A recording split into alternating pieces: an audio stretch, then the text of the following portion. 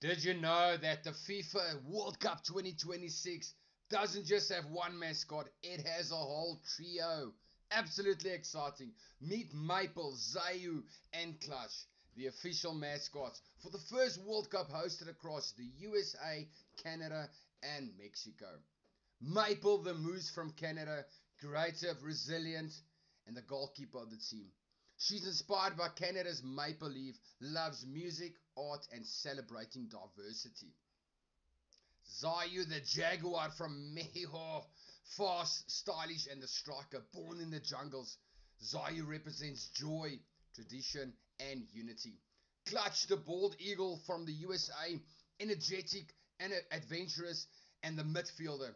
He brings leadership and optimism, soaring high to unite fans. Absolutely exciting stuff. Welcome to 2026 World Cup edition. But together, these three represent culture, wildlife, and the spirit of football, showing how three nations can come together for one incredible World Cup.